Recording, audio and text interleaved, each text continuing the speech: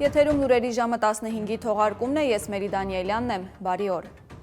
Արցախից 11 անձ է տեղափոխվել Հայաստան։ Սոցիալական հարցերի և աշխատանքի նախարար Արսեն Թորոսյանը հայտնել է, թե մինչև այժմ այնտեղ բնակվող 10 հայեր և ազգությամբ ռուս Հայաստանի 1 քաղաքացի դիմել են Ադրբեջանի և Հայաստանի պատկան մարմիններին Հայաստան տեղափոխվելու խնդրանքով։ Դիմումների հիման վրա նշված անձինք տեղափոխվել են Հայաստան։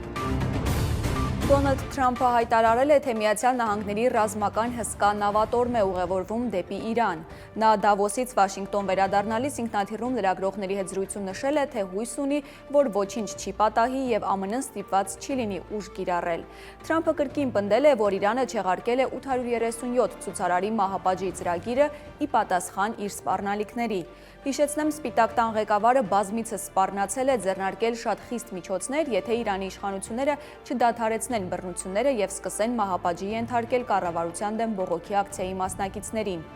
Օրերս Իրանի իշխանությունները հրապարակել էին անկարգությունների ընթացքում զոհվածների պաշտոնական թիվը՝ 3117 մարդ։ Վերադառնանք մեր երկիր։ Եղանակային անբարենպաստ պայմանների պատճառով բոլոր տեսակի տրանսպորտային միջոցների համար շարունակում են փակ մնալ Նորավանի Խաչմերուկից մինչև Շինուհայրի Խաչմերուկ ու դեպի Գորիս Տաթև ավտոճանապարհները։ Ճանապարհային դեպարտամենտից հայտնում են, որ Գեղարքունիքի մարզում Վարդենյաց լեռնանցքը կցորդիչով տրանսպորտային միջոցների համար անցանելի է միայն անվաշղթաների կիրառմամբ, իսկ Ճամբարակի լեռնանցքը Սևանի թերակղզուց մինչև Դիլիջանի թունելի սկզբնամաս և Արագածի տարածաշրջանի ավտոճանապարհներին բուք է։ Մի շարք տարածաշրջանների ավտոճանապարհներին տեղ-տեղ մերկասառույց է։ Հիմնադրամը վարորդներին հորդորում է պահպանել ճանապարհային երթևեկության կանոնները և երթևեկել բացառապես ձմեռային անվադողերով։